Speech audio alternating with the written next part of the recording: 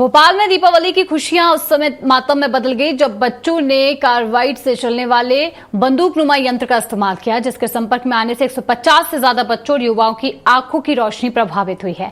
Carbide और पानी की रासायनिक क्रिया से निकलने वाली गैस के संपर्क में आने से लोगों पर इसका असर पड़ा। नेत्र रोग विशेषज्ञ डॉक्टर नेहा सिंह के मुताबिक कई मरीजों की कॉर्निया पर गंभीर असर हुआ है, जिससे कि दृष्टि जीवन भर कमजोर हो सकती है। कुछ मामलों में कॉर्निया ट्रांसप्लांट की जरूरत पड़ सकती है। अभिभावकों से सतर्कता की अपील की गई है।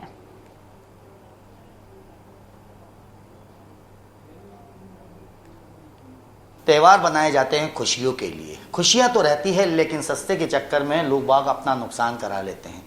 इसी प्रकार से कार्बाइड से चलने वाली गन जो 200 रुपए में बनाई किसी यूज के लिए गई थी, बंदर भगाने के लिए, लेकिन अब दिवाली जैसे त्योहार में खुशियों में वही गन उन बच्चों के लिए, उन परिवारों के लिए दुखदाई बन गई है जिनने इसका उपयोग किया था। इसमें ऐसा क्या बारूद था, क्योंकि बोलते हैं जरा सा लिक्विड लगा, पानी डाला और बम चला दिया।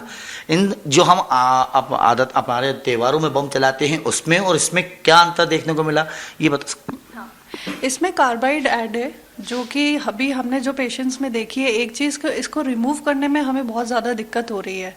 ये इतनी तेज़ी से आके लग रहा है कॉर्निया में कि पूरी आँख में ज़्यादा लग रहा है, जिससे कि इम्पैक्ट उसका बहुत अंदर तक जा रहा है। मतलब उसको आसानी से पानी के द्वारा ऐसे निकाला नहीं जा सकता है, उसको ओटी में जाके शिफ्ट करके एक एक पार्टिकल को निकालना पड़ रहा है, और बहुत ज़्यादा लगा रहने के कारण उसका इफेक्ट बहुत ज़्यादा आ रहा है और डैमेज ज़्यादा कर रहा है वो। अभी तक अगर हम बात करें, दिवाली से 2 दिन हो गए हैं, अभी तक कितने पेशेंट पूरे अस्पताल में, हम पूरे परसेंटेज की बात करें भोपाल में ही कितने लगता है आपको, कितने पेशेंट होंगे? हमारे हॉस्पिटल में अभी तक हमने 25 पेशेंट देख चुके हैं। ये दिवाली से पहले ही आना शुरू हो गए थे, और दिवाली के दिन तो बहुत ज़्यादा आए थे और अभी भी आ रहे हैं। दूसरी जगह से, आसपास के गांव वाले क्षेत्रों से भी यहाँ पे लोग आ रहे हैं। और ये है कि दूसरे पूरे भोपाल में इसके अराउंड मोर देन 130 या 140 पेशेंट्स अभी तक आ चुके हैं दूसरे हॉस्पिटल्स में। हम क्या कहेंगे, इस प्रकार के फटाके जो या बना देते हैं या इस प्रकार के फटाके उपयोग करते हैं, परिवारजन इसको लेकर लापरवाही बरतते हैं, जहाँ तक मैं मानता हूँ? अगर ये मिल भी रहे हैं तो हमें इतना अलर्ट होना चाहिए कि हमें इसे बाय नहीं करना चाहिए, इसे खरीदना नहीं चाहिए, क्योंकि ये हमारी आंख को बहुत ज़्यादा डैमेज कर रहा है। और मैं गवर्नमेंट से भी यही कहूँगी कि अगर ये कहीं पर सेल हो रहे हैं तो इसको सील करना चाहिए। ये बहुत ज़्यादा हर्ट कर रहे हैं लोगों को। मैडम, अगर देखें तो इससे हम बात करें तो आम फटाके या दिवाली के टाइम भी हम बात करते हैं, कई सारे बच्चे परिवार इन चीज़ों से जूझते हैं, बच्चों के आम फटाकों से। उनको लेकर आप क्या कहेंगे कि किस प्रकार की सुरक्षा रखना चाहिए, किस प्रकार का, अगर कहीं घटना घट जाए तो किस प्रकार की सावधानी से अपने आप को बचा के फिर डॉक्टर के पास आ सके, तुरंत उस पर क्या कार्रवाई की जा सकती है? देखिए, दिवाली पे हम बोलेंगे कि बम बिल्कुल ना जलाएं, ऐसा पॉसिबल नहीं होता, कोई भी इतना सुनता नहीं है। तो प्रिकॉशन लेना बहुत ज़रूरी है। प्रिकॉशन में सबसे पहली चीज़ होगी कि बहुत ज़्यादा बड़े बम ना जलाएं, छोटे अगर चला सकते हैं तो वो बेटर है। बहुत दूर रह के बच्चों को कभी भी अकेला ना जाने दें बम चलाने के लिए, हमेशा पेरेंट्स की गाइडेंस के अंदर ही वो फटाके जलाएं।